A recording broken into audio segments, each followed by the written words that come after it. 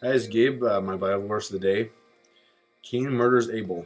Now the man knew his wife Eve, and she conceived and bore Cain, saying, I have produced a man with the help of the Lord. Next she bore his brother Abel. Now Abel was a keeper of sheep, and Cain a tiller of the ground. In the course of time Cain brought to the Lord an offering of the fruit of the ground, and Abel for his part brought of the firstlings of his flock, their fat portions. And the Lord had regard for Abel and his offering, but for Cain and his offering he had no regard. So Cain was very angry, and his countenance fell. The Lord said to Cain, Why are you angry, and why has your countenance fallen? If you do well, will you not be accepted? And if you do not do well, sin is lurking at the door. Its desire is for you, but you must master it. Cain said to his brother Abel, Let us go out to the field. And when they were in the field, Cain rose up against his brother Abel, and killing him. Then the Lord said to Cain, Where is your brother Abel? He said, I do not know. Am I my brother's keeper? And the Lord said, What have you done? Listen, your brother's blood is crying out to me from the ground. And now you are cursed from the ground, which has opened its mouth to receive your brother's blood from your hands. When you till the ground, it will no longer yield to you its strength. You will be a fugitive and a wanderer on the earth. Cain said to the Lord, My punishment is greater than I can bear. Today you have driven me away from the soil, and I shall be hidden from your face. I shall be a fugitive and wander on the earth, and anyone who meets me may kill me. The Lord said to him, No, not so. Whoever kills Cain will suffer a sevenfold vengeance. And the Lord put a mark on Cain, so that no one would come upon him, would kill him. Then Cain went away from the presence of the Lord, and settled in the land of Nod, east of Eden. Cain knew his wife, and she conceived and bore Enoch. And he built a city and named it Enoch, after his son Enoch.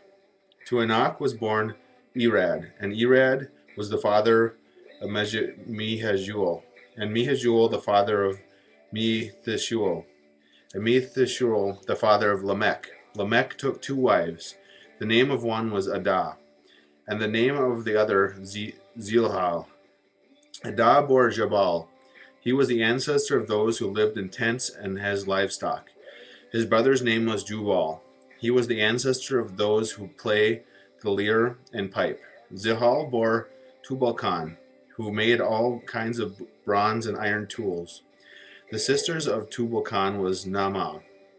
Lamech was said to have wives, Adah and Zilha. Hear my voice, you wives of Lamech. Listen to what I say. I have killed a man for wounding me, a young man for striking me. If Cain is avenged sevenfold, truly Lamech 70-fold. Adam knew his wife again, and she bore a son and named him Seth. For she said, God has appointed for me another child instead of Abel, because Cain killed him.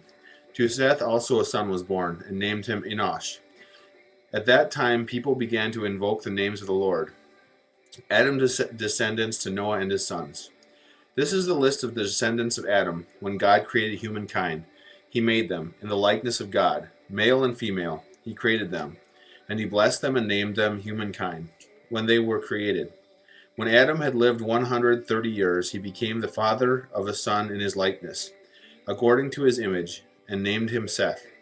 The days of Adam after he became the father of Seth were 800 years, and he had other sons and daughters. Thus all the days that Adam lived were 930 years, and he died.